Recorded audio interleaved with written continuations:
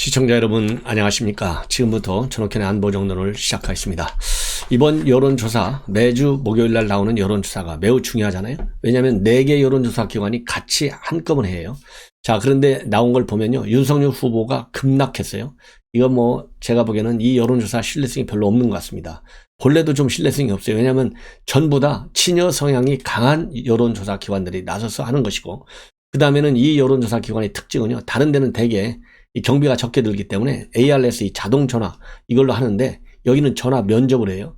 전화 면접으로 여론조사를 한다는 얘기는 여론조사를 하는 직원이 어떻게 질문하느냐, 2번씩 반복해서 하는지, 이런 것도 이 객관성, 신뢰성이 좀 떨어지는 것이고, 또 어떨 때는 말이죠, 이 글로벌 리서치 뭐 여론조사 A라고 답했는데 국민의힘이라고 했는데 민주당이 답했다고 그러고, 이 조작하는 경우도 있었지 않습니까? 그러기 때문에 이번 4개 여론조사 기관의 여론조사의 수치에 대해서는요, 상당히 좀 신뢰가 안 간다. 어떻게 이렇게까지 급락할 수 있냐고요. 그래서 이 여론조사 내용을 보면 말이죠, 윤석열 후보가 지금 앞서긴 앞서요. 36%, 그 다음에 이재명 35%고 안철수, 심상정이 각각 5%하고 4%가 나왔어요. 자, 그래서 윤석열 후보는 전주보다 3%가 빠져서 36이고 이재명은 3%가 올라가서 35예요. 여기서 어떻게 똑같은 3%가 한 사람은 올라가고 한 사람은 또 떨어지냐고요. 이것도 물론 뭐 실제로 그렇게 나올 수도 있지만 뭔가 석연치가 않다. 예. 자, 그래서요, 어떻든 결과 1% 차이로 줄어들었다. 예. 그리고 그러면 누가 당선될 것 같으냐라고 물어보니까 그거는 윤석열 후보가 42, 그리고 이재명이 38, 4%포인트가 높습니다. 그리고요, 이제 정권 교체와 심판, 이거 관련된 여론은요, 심판론이 47, 안정론이 41, 이것도 6%밖에 차이가 안 나요. 다른 여론조사 기관을 보면 지금 컨벤션 효과로 인해서 교체와 안정, 이것이 거의 20%에서 26, 7%까지 차이가 나요. 어떻게 6%냐? 이 부분에 대해서도 참 신뢰하기가 굉장히 어렵다. 지난 4일자 발표된 똑같은 NBS 조사에서 보면 이 안정론과 심판론이요, 20%포인트 차이였어요. 그리고 11일자 조사에서는요, 11일 조사에서는 13% 차이가 났어. 그런데 오늘은 이제 18일 발표인데, 오늘 이 발표에서는요, 불과 6% 차이밖에 안 줄었어요. 자, 그러면 2주 전에는 20에서 13, 7이 빠졌잖아요. 이번에는 또 6이 빠져. 7 숫자 다음에 뭐예요? 6이잖아요. 어떻게 이렇게 딱 하나 차이로 또 떨어지냐고요. 여하간 이해 안 되는 대목이 많다. 그 다음에 긍정평가는 또 올라갔어요. 아니, 긍정평가가 문재인 지금 더 나빠지고 있는데 상황이 어떻게 그것도 5%나 올라가요. 44%로. 여러분들 뭐 이해가 갑니까? 그 다음에 정당 지지도 국민의힘 빠진 거 뭐 이해가 좀 간다고 쳐요. 3%가 빠져서 36. 그런데 민주당이 뭐가 잘하는 게 있어요? 지금 민주당 부글부글 끓고 있고, 이재명 저 선대위 아무도 안 뛴다고 뭐 선대위 뭐 해체해야 된다, 다시 만들어야 된다, 리모델링을 해야 된다, 이런 얘기까지 나오는데, 그런 민주당은 또 2%가 올라가. 야, 그래서 33%가 돼요. 이제 3% 차이로 줄어들어. 이게 지난주에는요 8% 차이였어요. 무려 5%나 줄어서 이 3%로 줄은 거예요. 이거 여러분들 이해가 가십니까? 자, 그리고요, 뭐 어쨌든 또 하나, 지금 현재 이 대통령에 대한 이 긍부정평가, 아까도 말씀드린 44대 52, 8% 차이가 나는데, 긍정평가가 또 5%가 올라갔던 것이 특이하고요. 그 다음에 이 대선과 관련해서 뭐가 그렇게 관심이 있느냐 물어보니까 대장동 의혹, 이것이 35%, 그 다음에 고발사주 22%, 단일화, 안철수하고 단일화하는 것이 16%, 그 다음에 이재명이가 심상정하고 단일화하는 것은 7%. 그래서요, 대장동 사태에 대한 국민의 관심이 고발 사주보다도 13%나 높다. 예, 이렇게 지금 결과가 나와 있어요. 그리고 여러분들 뭐 잘 아시다시피 이 4개 조사 기관은 이 엠브레인 퍼블릭, 여러분들 아시죠? 그 다음에 K-스탯 리서치, 코리아 리서치, 한국 리서치, 전부 다 친여 성향의 여론조사 기관들입니다. 자, 그러면은 36대 35였잖아요. 36대 35. 그런데 지난주 예를 들어서 이 갤럽도 친여 성향이 강하잖아요. 윤석열 후보하고 이재명은요 41.7대 32.6, 똑같은 친여 기관인데도 불구하고, 그리고 한국갤럽도 면접으로 조사해요. 여기서 그러니까 9% 차이가 났어요. 9% 차이가 났는데 이거는 11월 8, 9일이고 지금 제가 발표한 것은 11월 15, 16, 17이에요. 일주일 차이인데 이 일주일 차이에 이렇게까지 어마어마하게 차이가 날 수가 있느냐. 그리고 리얼미터 조사도 11월 8, 9일 날 보면 44대 44.4대 34.6 이것도 10% 차이가 나요. 그 다음에 KSOI 11월 12일 13일 바로 요즘이잖아요. 여기에서도 45.6대 32.4 그래서 13% 정도가 차이가 나요. 나머지 심상정호가 안철수는 한 4%에서 6% 정도 뭐 거의 비슷하게 나와요. 자, 심상정과 안철수는 비슷하게 나오는데 이재명하고 윤석열과의 차이가 이 NBS 여론조사에서만 유일하게 이렇게까지 1% 정도밖에 차이가 나지 않을 정도로 윤석열 후보가 3% 빠지고 딱 똑같은 빠진 마크 이재명이는 올라간다? 다시 한번 의혹을 제기하면서 그럼에도 불구하고 우리 윤석열 후보가 잘할 수 있도록 또 이 뭐라 그럴까요? 쓴소리도 캠프 쪽으로 많이 전달해 줘서 이러한 여론조사도 우리가 참고를 해서 좀 더 단단하게 정권 심판 여론에 불을 붙여야 되겠다라는 말씀을 드립니다. 자, 이제는요. 참 이럼에도 불구하고 이재명 후보가 3%가 올라갔다. 이재명 후보의 수행실장 누구죠? 한준호예요. 이 한준호라는 이런 사람한테 의원이라고 말을 붙일 필요도 없을 것 같아요. 이런 사람이 말이죠. 지금 뭘 하고 있느냐?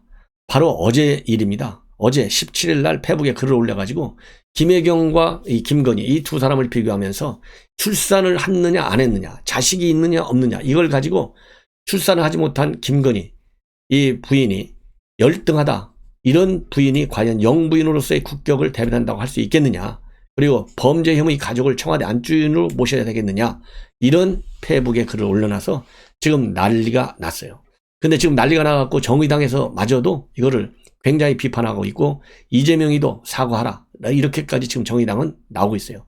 그런데 기가 막힌 게 말이죠. 여성단체 단 어느 한 군데도 아무런 입장도 표명을 하지 않고 있어요. 자, 이런 시민단체 중에서 여성 운동을 하는 단체들 정말 대호각성을 해야 된다. 이렇게 저는 말씀을 드리고 먼저 윤석열 후보 캠프 쪽에서의 입장을 말씀을 드릴게요. 아직 이 문제와 관련해서 윤석열 후보 또는 부인이 직접 입장을 내놓지는 않고 있습니다. 제가 보기에는요. 당사자가 직접 내놓지 않는 것이 오히려 더 나을 것 같아요. 그래서 윤석열 후보 측에서 나오는 얘기를 보면 윤석열 후보나 김건희 씨가 해당 발언에 대해서 따로 특별히 언급한 것은 없다. 김건희 씨가 유산 아픔이 있는데 얼마나 가슴이 아프겠느냐. 여러분들 뭐 제가 말씀드리죠. 잘 아시죠. 이미 그 한번 국정 댓글 사건 때 워낙 스트레스를 받아가지고 유산한 바가 있다. 이건 뭐 언론에 다 나왔잖아요. 그 당시에 왜냐하면 윤석열 후보가 굉장히 늦게 결혼했잖아요. 그러니까 아기를 가지니까 얼마나 좋았겠어요. 임신하니까.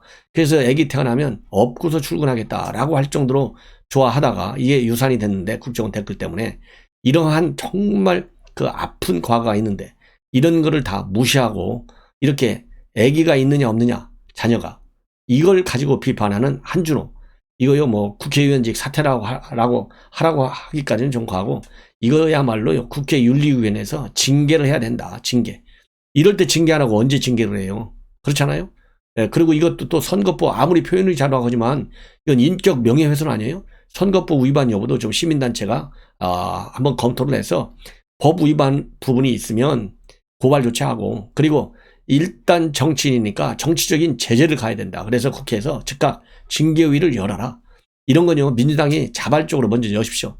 반성하는 모습을 보여라. 이재명이가 징계위에 회부하고 그 다음에는 수행실장 자리 박탈하십시오. 이재명 지금 현재 지지율지가 NBS에서 좀 올랐는데 이거 뭐 별로 신뢰성이 없고 지금 쭉쭉 빠지고 있어갖고 지금 이 캠프가 완전히 비상 걸려 있잖아요. 이러한 한준호를 수행실장으로 데리고 다니면 어떻게 된다? 여성만 등을 지는 것이 아니라요. 아니 남성은 사람 아닙니까? 사람이 사람다워야죠. 국회의원 얘기 이전에. 그래서 이런 사람은 첫째 이재명이 사과할 것, 두 번째 수행실장 잘라낼 것, 그 다음에 민주당은 국회에 있는 윤리위원회에 즉각 징계를 의뢰하라. 최소 가장 낮은 징계라도요 상징적으로 이런 사람 징계하라. 이렇게 저는 주장하고 싶어요. 자, 그래서 참 얼빠지는 거예요. 그리고 지금 이제 윤 캠프에서는요, 캠프 차원에서 공개 사과 요구할 격은 없다. 그리고 자신의 수행실장이 모든 여성이 공분할 만한 발언을 했는데도 하루가 지난 지금까지도 이재명이가 아무런 언급을 하지 않고 있는 거 도저히 납득할 수가 없다. 예. 그러면서요, 김건희 씨는 출산을 원했음에도 못한 것이고 출산을 못한 여성은 열등하다는 뜻이냐, 그리고 여성단체들이 왜 아무런 입장을 내지 않는지도 모르겠다, 이런 비판적 시각을 보이고 있고요. 그 다음에 정의당에서도 비슷한 논리로 오승재 대변인을 통해서 비판하고 있습니다. 이재명 후보가 책임 있는 입장을 밝혀라. 예, 이렇게 얘기를 하고 있고요. 자, 그러지 않아도 대장동 이런 고발 사주, 냉소의 대상이 돼버렸는데 이번 대선판 이런 낮은 수준의 비판까지 더해져서 국민의 한숨만 깊어지고 있고, 이거는 한준호가 젠더 감수성이 없다는 자백이나 마찬가지다.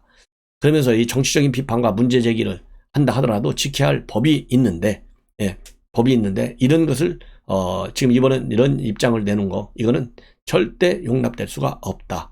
예. 그래서 이 한국 정치를 괴물 집합수로 만드는 결과만 초래할 뿐이고, 여성의 삶이 선진국인 나라가 될 때 비로소 국격은 높아질 수 있는 거라고 본다라는 입장문을 내놨습니다. 자, 참 어이가 없죠? 자, 그 다음에는요, 지금 윤석열 후보 측 입장이 지금 이재명 후보가 느닷없이 대장동 개발과 관련해서 조건 없이 특검을 받겠다라는 입장을 내놨어요. 근데 윤석열 후보가요, 오늘 이 마포구 상암동에 있는 프리즘 타워에서 열린 SBS D 포럼에 참석한 뒤에 기자들한테 입장을 밝혔습니다.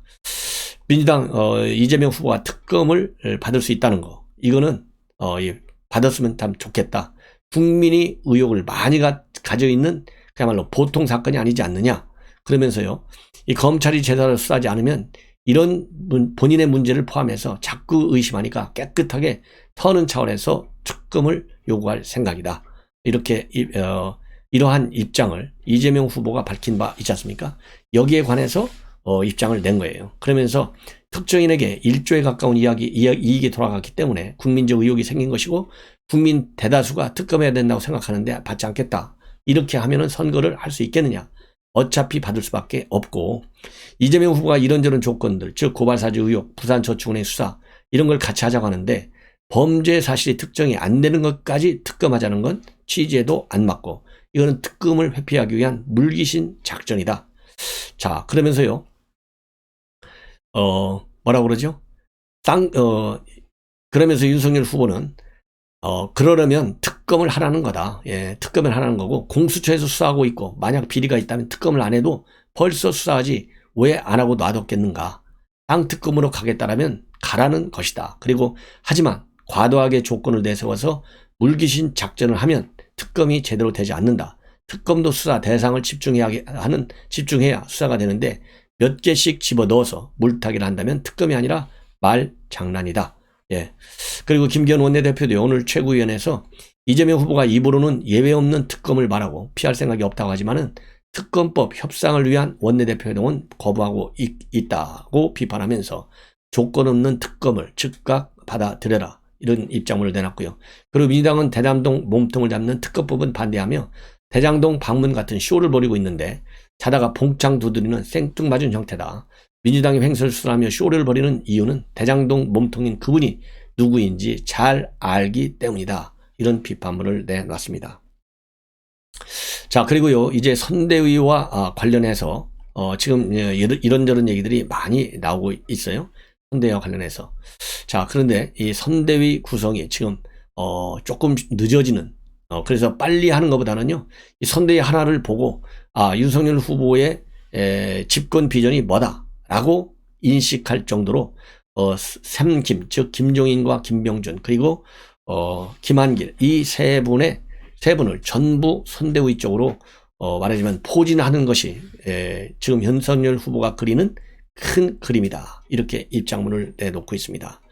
자, 그래서 이제 오늘 말하자면 윤석열 캠프 쪽에서 밝힌 내용을 말씀을 드리면, 우선 윤석열 후보 측에서는요, 이 새 김과 손을 잡고 더 큰 선대위를 꾸리겠다. 그래서 이견이 있다 하더라도 숙려 기간을 가져가면서 최대한도 노력을 한다. 이견을 조율하는. 그래서 메모드급 선대위를 연착륙시키겠다. 이것이 기본 입장입니다. 그리고 6개 분야별 총괄 본부장 인선 작업은 이미 완성이 됐다. 그 인선에 대해서는 김종인 비대위원장도 대체로 수긍했다. 그 6개 지금 총괄 본부, 조직, 직능, 정책, 홍보, 그 다음에 당무지원, 특보 이렇게 지금 되어 있는데요. 여기에는 주호영, 권영세, 윤상현, 김태호, 그리고 임태희 이런 분들이 지금 계속 오르내리고 있고 세부 조정만 남은 것으로 되어 있습니다. 그래서 제가 보기에는요, 이 지금 현재 6개가 나와 있잖아요. 이 중에 지금 거론되는 사람은 5명이에요. 그래서 이 역할, 누가 조직을 맡고 누가 정책을 맡고 누가 특보를 만들 건지 이런 부분에 대해서 어느 포스트에 집어넣을 건지 누구를, 그게 적재적소라고 우리 국민한테 좋은 평가를 받을 것인지 이 부분만 남았다는 얘기예요. 그래서 지금 제가 말씀드린 대로 주호영, 권영세, 윤상현, 김태호, 임태희 이 5명은 총괄 본부장 자리를 이미 그건 다 끝났다라는 얘기가 되는 겁니다. 그리고 지금 윤석열 후보는요, 이 김종인, 김병준, 그 다음에 김한길 어느 누구도 포기할 생각이 없다. 그래서 김종인 비대위원장의 경우에는 보수개혁의 길을 쥐고 그 다음에 정권교체의 발판을 마련했다라고 평가를 받고 있기 때문에 이러한 평가를 계속 살려주고 싶다는 얘기고요. 그리고 김한길 대표 같은 경우에는 지금 여권 내 비문재인, 그 다음에 이재명 세력을 흡수할 수 있는 그런 좋은 정치적인 자질을 가지고 있기 때문에 그 역할을 맡아야 된다. 그래야 정권교체가 더 쉬워진다는 얘기입니다. 예. 그래서 지금 이 세 분을 갖다가 윤석열 후보는 어떤 경우에라도 한꺼번에 모시겠다라는 생각을 확실하게 가지고 있다. 그래야만이 선대위 인선을 비롯한 선거운동 자체가 향후 집권했을 때 어떤 의지를 제시하고 국정을 운영할지 국민들께서 충분하게 이해할 수 있는 계기가 될 것이 아니겠느냐. 그리고요, 이 선대위 안팎의 권한 분산과 관련해서는요, 한 사람이 회계본인을 잡는 것은 올드 버전이고, 그리고 나 역시도 내 마음대로 하지 않는다. 이렇게 윤석열 후보가 직접 입장을 밝힐 정도로 3명에 대한 강한 집착을 하고 있다. 그 생각은 바꿀 가능성이 그래서 없는 것 같습니다. 더군다나 말이죠, 김한길 전 대표를 왜 끌어들이려고 하느냐. 이 김한길 전 대표의 경우에는요, 윤석열 후보가 6.29 정치사며 선언 이전부터 조언을 쭉 해왔고요. 지금 원내 지형이 완전히 불리하게 돼 있잖아요. 그래서 국정운영 집권에 섰을 때 동력을 확보하기 위해서 불가피한 조치다. 이런 평가가 나오고 있다고 합니다. 자, 그리고 지금 현재 이재명 후보에 대한 지지율 정체, 그리고 민주당 선대위가 내부 혼란을 겪는 상황, 이런 상황이기 때문에 김한길 대표가 들어오면 말하자면 여권을 더 저절로 자동적으로 흔드는 효과가 더 크다는 것이죠. 이런 측면도 지금 고려하고 있다라는 보도가 나오고 있어요. 그리고 이제 오늘 공식적으로 권성동 사무총장 체제가 이제 들어섰습니다. 오늘 최고위에서요, 결론이 났어요. 그래서 이제 오늘부로 이제 사무총장이 됐는데, 이 권성동 의원의 경우에는 윤석열 후보의 최측근이고 2016년도에도 사무총장을 지낸 바 있습니다. 그리고 윤석열 후보와는요, 이 외가 쪽 강릉에서 어린 시절을 윤석열 후보가 많이 보냈기 때문에 동갑내기 중마고고, 그야말로 실세 중에 실세로 알려져 있는 사람이 바로 권성동 후보입니다. 권성동 사무총장입니다. 그래서 이 권성동 사무총장은 내년 3월 대선과 함께 치러지는 국회의원 재보궐선거 공천을 주도하게 되고, 내년 6월 지방선거에도 영향을 미칠 수 있는 중책을 맡게 됐다. 그리고 이인석 대표도 이 권성열 사무총장을 통해서 윤석열 후보 측과의 소통도 원활하게 하는데 도움이 되겠다. 그래서 또 선임했다라는 말도 나오고 있고, 지금 이인석 대표가 내년 지방선거와 관련한 여러 가지 개혁 조치에 관해서 예를 들어서 자격시험 이런 거요. 이런 거 후보가 충분히 다 이해하고 있다라는 입장까지 밝혀졌어요. 자, 그러다 보니까 이제 공석이 생긴 비서실장에는요, 친윤석열계의 핵심인 장제원 의원, 그리고 윤한홍 의원이 거론되고 있다라는 보도가 나오고 있습니다. 자, 이제 마지막으로 하나만 더 덧붙이면요, 유인태 의원이 아주 쓴소리도 많이 하는데요, 되게 좀 얼빠진 얘기를 했어요. 오늘 최근에 이제 검은색 망토, 그게 이제 김혜경 씨다 해서 더 팩트에서 이거를 폭로했지 않습니까? 자, 그런데 이 더 팩트에서 이걸 폭로하니까 이재명 측에서 빨리 보도 내려라. 안 그러면 법적 조치를 취하겠다. 그런데 하루 이틀 버텼어요. 그러다가 결국은 내렸습니다. 더 팩트에서. 왜 내렸느냐? 이 후보 측에서 얘기하는, 그러니까 이 망토를 입은 여인은 후보자일 뿐이고 배우자 김혜경 씨는 다른 여성이다. 그 다른 여성이 누구냐? 뭐 핸드폰 하나 들고 카키색 입은 여자다. 예, 외투쓴 여자다. 이렇게 밝혀졌어요. 자, 그런데 왜 이런 일이 일어났느냐? 유인태 후보가 폭로한 밝힌 내용을 보면요. 하도 언론에서 난리를 치니까 골탕을 먹이려는 의도로 장난을 친 것이다. 야, 이거 아니 아무리 골탕을 먹이려고 한다 하더라도 장난을 쳐가지고 우리 국민을, 이거는요 언론사를 장난쳤다기 하는 게 아니고 우리 국민을 장난친 거예요. 왜냐, 지금 이 김혜경 이 낙상 사고에 대해서 우리 국민들의 관심이 긍정적이든 부정적이든 얼마나 큽니까? 그런데 이 국민을 혼란시키려고 장난쳤다는 것밖에는 해석이 안 되잖아요. 이거는 당에서 직접 들었다는 거예요. 유인태 의원 얘기가. 이게 얼마나 기가 막히냐. 이런 것이 바로 김혜경 리스크라고 저는 봅니다. 유인태 의원은 김혜경 리스크? 뭐가 리스크가 있어? 아무것도 없잖아. 그리고 옛날 해경 김씨 사건 5년 전 얘기인데 무슨 얘기야? 이번에 이렇게 CBS 김현정의 뉴스쇼에서 부인을 하고 있어요. 그러나 이게 골탕 먹이려고 장난치는 것 자체가 엄청난 큰 리스크다. 예. 어떻게 언론을 상대로 장난을 쳐요? 말이나 됩니까? 자, 그래서요, 아직도 이재명 후보 측에서 정신을 못 차리고 있다. 이런 비판을 좀 하고 싶습니다. 시청자 여러분, 이것으로 전옥현의 안보정론 오후 첫 번째 방송을 마치겠습니다. 우리 시청자 여러분들께서요, 꼭 많은 시청을 해주실 것을 당부드립니다. 대단히 고맙습니다.